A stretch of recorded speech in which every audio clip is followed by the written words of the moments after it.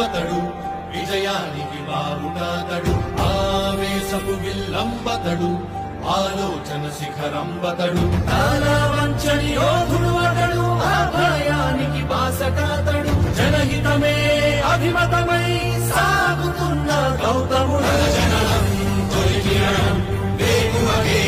ఆభరణం తన గమనం కైవేచే ప్రతి ఉదయం వినిపించే తొలి పాఠం పులకించే గురుపీఠం శోధనయే సాధనమై సాగిందో